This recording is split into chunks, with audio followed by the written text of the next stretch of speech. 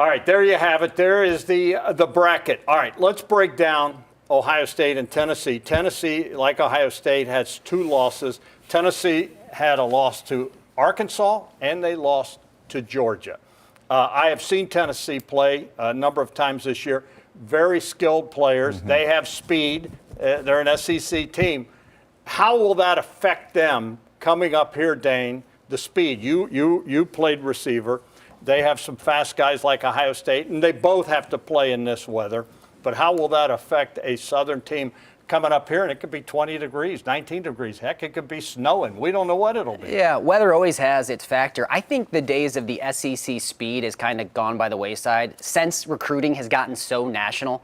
I mean, we have kids from all over the country, and we have players that are as fast as anybody in the country. So I don't think the days of the old Big Ten ground and pound versus the fast SEC, I think that's like 10 years gone.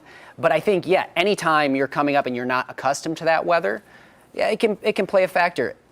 Cold's not fun for anybody, so I won't say that Ohio State's going to love to go out there if it's 20 degrees, but it definitely could slow down a high-powered offense. It could make things, tight a little bit. Whether or not that works well for Ohio State, I don't know. That's a good discussion to have, actually. And Knoxville, I've been to Knoxville, and they have seasons down there, but they're not as dramatic as we are up here, obviously. Timmy, you look at this matchup, and you look at Ohio State. How many questions do you think the Buckeyes have coming out of that Michigan game going into this contest? Yeah. Or do you think Ryan Day and the coaches are saying that was an aberration, we did it wrong, and this was on coaching, we should have quit trying to run into the middle of the line, we should have turned our Ferraris loose?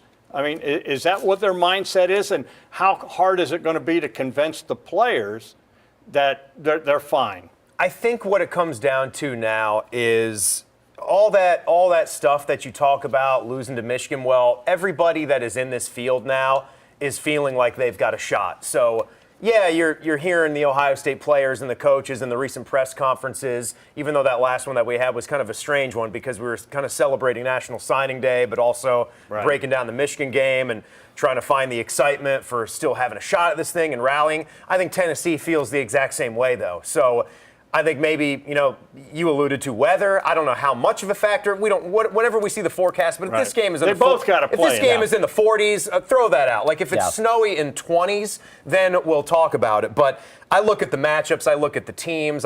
You've got Nico Iamaleava, who I thought was going to be a little bit better this year as far as numbers. He is 2,500 yards though, 65%. He's got 19 touchdown passes to 5 interceptions. He's definitely flashed some of that brilliance that people saw from him on the recruiting trail. He does have that mobility. He didn't have a ton of rushing touchdowns, but he's run it for 311 on the ground. The guy they have is all SEC running back Dylan Sampson. This guy's lethal. This will be probably one of the better players. You think about some of the running backs for Oregon that they saw. This is a 1,400-yard, 22 rushing touchdown guy, and he can do it out of the backfield as well. And they don't have maybe some of the weapon names like Ohio State does for wide receivers, but Nico's got a big 6'5" target, an Oregon transfer, and wide receiver Dante Thornton Jr. as well. So this is a really good team, and I'm not going to sit here and say, Buckeye victory. They got Tennessee. This is going to be one after the game plan that we saw and how they tightened up in a big game against Michigan, that they're going to have a brilliant performance to win this football game. Adam, I go back to a couple years ago, the last time they were in the playoff, and obviously coming off at the tough loss to Michigan, and they go in against a Georgia football team. And I know Ryan Day addressed the team and said they were going to turn them loose. And they really did. They did everything but win the game. And I don't want to rehash that I think they got ripped off, but they did. Ohio State did.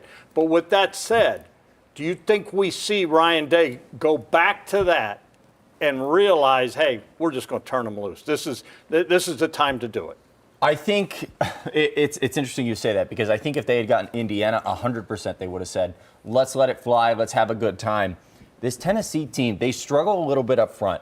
And so I think Ohio State might revert back to the idea of let's run the football against this team and prove that we can do that. With that said, I think you have to throw everything out the window. If you are Ohio State, this game Yes, the play calling. I've said before, I remember Ryan Day on the sideline of that Georgia game. His face was so red it matched your tie. He was firing up. He was screaming at guys, excited, not angry. And I remember thinking, that's why they're winning this game. You need that Ryan Day. You need a team that knows that they had everything taken from them last Saturday, but here they sit on Sunday with everything back in front of them. And it's not going to take much to get them up for this Tennessee game. A game like Indiana, you're like, well, we beat these guys, we're going to go out and beat them, and now we look at the rest of the path. This Tennessee team is very good. The one thing that their weakness is the deep ball. He cannot throw that deep ball very well, their quarterback, which benefits the Buckeyes because sometimes that is the Buckeyes' weakness on defense. Dane, you played as a player. You played in the NFL. What is Ryan Day saying to his guys? And the fact that Ohio State is going to play a marquee game against Tennessee, the fact that it's going to be a night game in the Horseshoe, the fact that their goal of still winning the national title is there, and I understand a Michigan loss was a bad loss. And I hope they just say, hey, we'll just chalk that up and, it was an aberration. That's all you can say, right?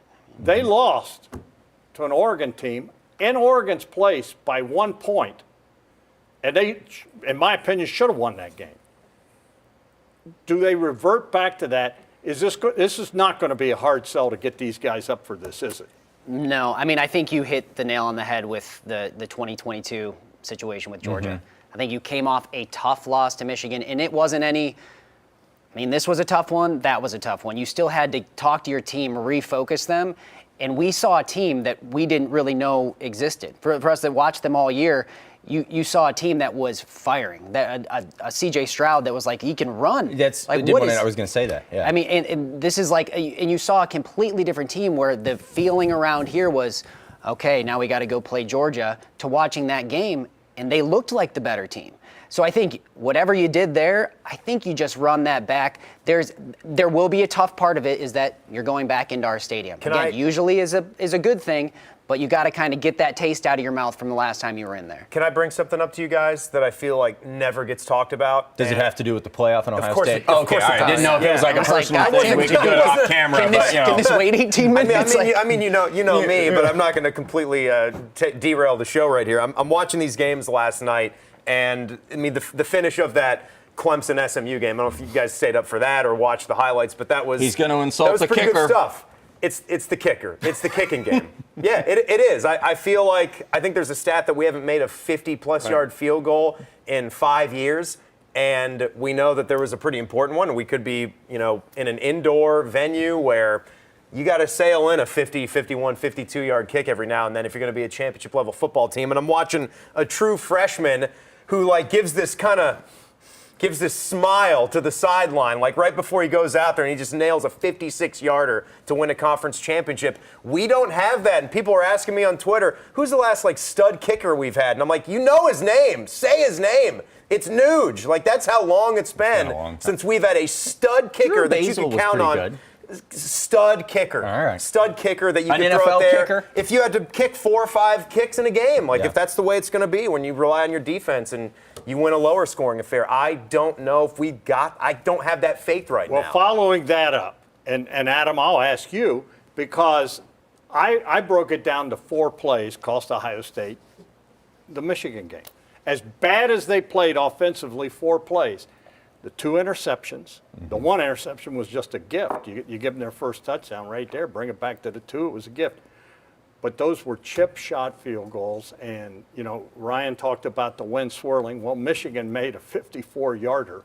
Yes, they did. And that, going into this game, Will Howard cannot make the kind of mistakes he made against Michigan, and I'm going to take the heat off the kicker. Score touchdowns. You got to score touchdowns in these games. You won't always do that. Yeah, but you have to. But here, I'll say this. Everything that happened offensively in that Michigan game, I think we can all agree, is because Ohio State was way too tight. I think Ohio State would admit that they were way too tight in their play calling, wanting to run, wanting to prove toughness. That is not what we're going to see from here on out. You hope. Well, but I think they've at least learned a lesson in that regard, that what wins them football games, what got them 1 point short of Oregon, is that they're willing to just let it fly. They have Jeremiah Smith. Turn him loose. Turn him loose. You have Emeka Egbuka. You have Turn him Carnell loose. And so when you say all that, they do need to score touchdowns. Timmy, you're also right. Because I think if you went back and looked at the last, 10 national champions, I bet there's a moment in that season where they had to kick a field goal to win, to tie a game, to keep their season alive, and they probably made it. I will say, you're upset with Jaden Fielding. That's okay. I understand.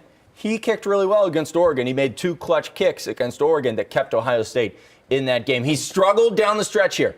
So you got to get your mind right. But I don't think that Jaden Fielding isn't the right guy for the job. There, for a long part of this season, I thought, wow, when was the last time we had a kicker that you could just trust walking on the field? I felt like that until the Michigan You played the game. You don't want to put this stuff on the kicker, do you? You want to score touchdowns. No, I've been waiting all this time to say just that. See, that's why Dom and I are we're you're the kindred, apologist for the committee. We're kindred spirits here. No, I think, okay, so one, going back to the SMU game, yes, incredible field goal by the Clemson kicker. It's a tie game. I'm winking when I go out there too in a tie game because even if you miss it, you're not supposed to. There is zero pressure on a tie game field goal. 2, even if Ohio State makes both those field goals, we still lose because then we're only up 6, and Michigan kicked a field goal at the end just because they didn't need a touchdown. Right. But they were on the 2-yard line. I think odds are they're going in there to score, and they win by 1 anyway. I think, yes, there are teams that have been championship teams and have to win those close games, and a lot of times it's the kicker. But that speaks a lot to there's a certain amount of luck that you have to catch, too. And I'm not saying there's not skill in these kickers, but across the board, games that came down to that, this Ohio State-Michigan game, if it did come down to a field goal, you did something wrong elsewhere. And I don't think the kicker was the issue in this Ohio State-Michigan game. I completely agree. You can't put a loss on a kicker. Because at this level, I mean, at the NFL level, that's about the only time I have really high expectation for kickers. You know, at the college level, how much faith do you really have? You can get some really good ones and they can make some good kicks, but you as a coach, and I'm sure that coaching staff feels like, we hope we don't have to get in a situation where it's all riding on You never this. hear a coach guys say, talking hey, about I it, hope we have to kick a field. Every coach I've ever heard. You want to control it. You want want to to take it out score of their hands. touchdowns. What, 3 times they threw an interception, missed 2 field goals? Is that right? I can't remember the stats off the top of my head. Yeah. But, Didn't Tressel always say ending any drive with a kick is a decent way to do it? well, yeah, that's Jim Tressel. He had a He special also way to said win the games. punt your was the guy. most important play. I'm not saying they're not important. You want to Yeah. make the kicks. I'm just saying in the grand scheme of things, Well, the kicker is about like Of course, in the grand 4th scheme. or 5th on the list of things that are reasons you might have lost that game or in the importance of this Ohio State team. Tressel ball perfected making kicks more important. You cannot make kicks more important in modern college football. Touchdowns win every game. Okay. Well, Penn State yesterday maybe wins that game if they don't go for the field goal in the first half. I disagree to a certain extent because I think when you get into these championship level games that are more like NFL games, because Dom, you made that point that it's going more professional. When I watched the Cincinnati Bengals make their run to the Super Bowl, every single game came down to a dude that they nicknamed back then Money Max, Salem one through the uprights. And that was the reason that they moved on. And no, I would not have blamed him for the loss. Then you're going to come down to, but it's like they say players win games, coaches lose games. I'm not going to put the onus on a kicker for not making it. I'm just saying that if you have a better kicking game, you're going to win more championships. Because Texas and Georgia, they couldn't score touchdowns. I go back to what I said, Tim. I am not excusing that. I said they lost the Michigan game because of 4 things, 2 interceptions and 2 missed field goals. What I'm saying is he shouldn't have been put in that position. They should have been scoring touchdowns. And I think every coach and anyone that ever played the game understands that. You want to score touchdowns. Totally. But the field goals, yeah, you got to make them. But, the field goal guy, I mean, sometimes you wonder if the guys are even on the team, right? Look, how often do you see them? It's not Noah Ruggles' fault. I'm not blaming. I'm just saying. But if he makes that, they will likely win the national championship. Yes, now and the destroy Noah Ruggles TCU. ones, I argue, if they had gotten that. 5 more yards, maybe you make it easier on Noah Ruggles. So again, Right. you shouldn't have been in that scenario. But yes, That it Ryan helps. Day got pretty conservative, though, and settled, which didn't make much sense. Yes, but then you didn't get conservative against Oregon, and they got the OPI and didn't get a field goal. So, Right. Timmy, Right. what do you do? I don't know. You sit at home and read a book. Stop playing football games. All right, so let's go to this matchup with Tennessee, a night game in the Horseshoe. How will the fans react, do you think? This is going to be new. I said it's a learning curve. the last time they were there, they didn't seem too happy, Dane. We heard a lot of visceral whatever. If you're a fan out there watching, first of all, let me just say this. Sports is supposed to be a distraction. Sports is, it's really no different than a movie theater, going out to dinner. It is that entertainment dollar. And your sports team is supposed to make you happy, not cause misery. Occasionally they lose. We're in the wrong game. Yeah, we are. And we know the Ohio State fans are pretty passionate, and I understand them. We saw a lot of passion. We've seen a lot of passion on social media. What I would say now, though, this is the time to rally the troops because, again, I go back, yeah, it was a bad loss to Michigan, but this team went in to Oregon, and you were there. I was there. 1 point. Real quick, Dom, I don't want to interrupt you. We now know December 21st, 8 o'clock Eastern time is when Ohio State will play Tennessee. You get What a your surprise. night game. Saturday night. There What a you go. surprise. You get Saturday your night. night game in the shoe. At 8 p.m. At 8 p.m., if they win that, they would play the Rose Bowl against Oregon. You know what? That's wonderful news for me because I already had it marked down on our fan programming schedule as the Saturday night game. So Wow. a great guess. Confidence. Now no more work to do. But getting back to what you were 8 saying, I'm sorry. p.m. on Saturday, December 21st. For you fans, I want to go back. Now you know. And the tickets will be available. The fans are important to the players, aren't they? They're going to be important in this game. You guys feed off of them, don't you? Yeah, well, for the better and the worse, yes. I think, and that's what I said going into this Michigan game when we did our roundtable here.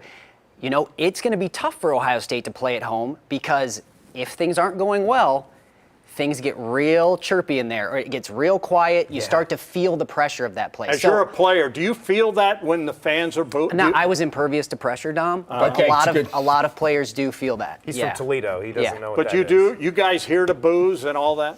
Yeah, of course. I mean, you're college kids and you're in this environment. Now you do your best you can to close it out. But I think that, as I'm looking at this thing, this is another, you mentioned the cool things about that we're going to get out of this playoff system is a Tennessee team, an SEC team coming into Ohio State. Absolutely. At 8 o'clock And at I night. think that can Absolutely. go a long way, to your point earlier, Adam, in saying, okay, or in your point, Tom, of how we're looking at these in-conference rivalries moving forward, that now we get to see live in the flesh a Big Ten versus an SEC matchup and what that feels like and what this new world of college football in this playoff looks like when it's not everything riding on one Ohio State-Michigan game. I mean, I think this could be as good of a cleansing for the fan base as it can be for the players because you're getting to see, okay, wait, there's a bigger picture here. Yes. We can still do this. If you Right. go in there and you beat an SEC team at night, you move on to the next round. I think that's And the all next this. round is the Rose Bowl. I'll say this. We have never seen this in Ohio State history. In 120 years, we have never seen them walk off the field at the shoe with a loss or a win in the last game against Michigan and know they are coming back. And to then play coming another- back. And you're right. And I'll say this. It's a great point. I go back to the idea of not playing Indiana. I know you're probably frustrated if you're a Buckeye fan saying, why are we not higher over Penn State? I don't know that Indiana gets the draw that Ohio State needs right now because Buckeyes already beat them. Fans are like, okay, we got to get on to the next round. Tennessee, an SEC team. Any fan out there that has been frustrated with where this team is, I think they're going to put that aside to go root for Ohio State. I would hope. To be, you would hope. And you've got to understand something, and I've gone on this soapbox a couple times, and I apologize. But if you genuinely believe that you'd rather win the rivalry game than win a national title, I just don't get it. I understand it's frustrating. I understand you want both. It just, they only hand out one national title. There is only one team in this 12-team playoff that gets to walk off the field in Atlanta as champions. Why not get on board and say, let's ride? And think about this, guys. Michigan is 7-5. Yes, they beat Ohio State, but they're going to get a bad bowl game. They're not. They don't. The They can't Pop-Tart win the Bowl. national title. 7-5. You got the bragging rights. Great. Congratulations. And that is what the fans need to understand, the Ohio State fans, that although it stinks, it's like when the Cleveland Browns would lose to the Steelers or the Ravens beat whatever. It ain't quite like that, but I get But what you you are, mean. I want to but apologize for the Timmy, Pop-Tart Bowl, first of Timmy, all. it's heading that way. Yeah. It's heading that way. I go back to what I said. Look. The Super Bowl champion will. I mean, how many have ever been undefeated? Well, I think this been a couple. could be one of the so fans are going to feel how they feel. They're not going to Yeah. be watching this broadcast and be like, you know what, these guys are right. I should stop taking this. What are seriously." we doing up here But then? I'm saying, I think the makeup of this playoff system could force them into that Yeah. because you're going to Learning naturally be curve. playing a really good Tennessee team. You're going to see a uniform you're not used to seeing in the stadium. You're going to get this matchup and you'll see it in a different light.